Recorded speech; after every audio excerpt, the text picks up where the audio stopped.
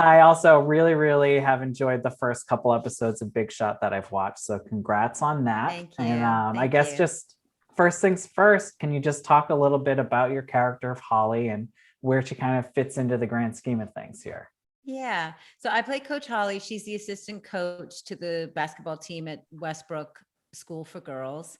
And she's sort of like a classic faculty member. She's really devoted to the girls. She really sees basketball as an important sort of development tool in their life. And she's really sort of, I think she sees the game as a way for them to develop life skills. And John Stamos's character, Coach Korn, comes in. He's disgraced from the NCAA. He comes in to coach our team, and I think he sees basketball about wins, and he sees the girls, as he says, as X's and O's. And so there's a little bit of a conflict there where we both sort of are coming at this job from completely different corners. Mm.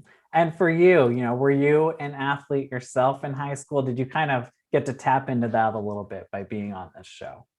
Yeah, I'm a big sports fan, and I'm also I guess I would say that I'm athletic. I'm not athletic in the sense that I don't think I excelled in any sport particularly. I did like long distance running and I did pretty well there, but I always played sports. It was just a natural part of my life, and I was always on a team at some point. I still play tennis to this day. I work out, and I have always just been so aware of this connection between the mind and the body when you move it. And so for me, this show was very personal because I know that it's a struggle. I don't think it's such a struggle to get girls to participate in sports initially, but it is hard to keep them in sports. And I think part of that is because it's not supported and it's not recognized as being as valuable. Again, it's not necessarily about going to Division I. It's not about playing professionally. It's about being active in your life and learning different skills that can only come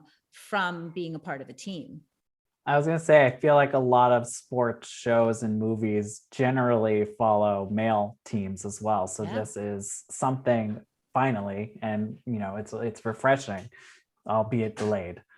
You should see so when we play, when our team plays against another team, the actresses who come and play with us most of them are professional basketball players. They played in Europe, or they played in the WNBA, or they played Division I.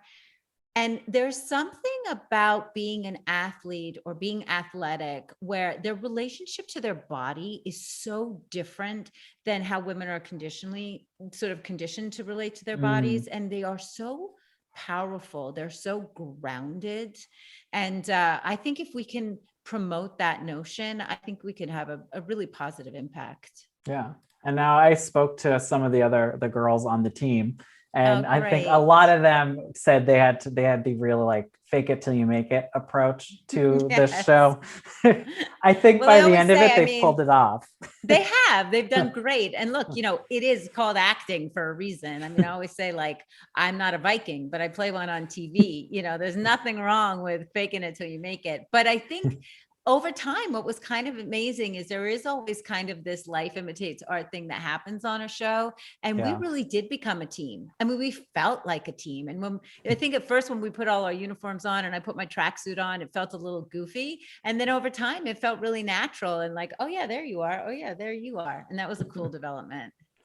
And now, can you talk a little bit about working closely with John Stamos, with Yvette Nicole Brown? They just both seem like truly delightful people in general. I just imagine it's a great set to be on. Yeah, it is. I mean, I'm the problem, but I had to be one. No, I mean, again, when you get on a David Kelly show, you're going to be working with actors of a certain caliber. It's just a given. And, I knew of John like we all did. We all know John's one of the most famous people I've ever met. And I don't even know what it's like to live like that.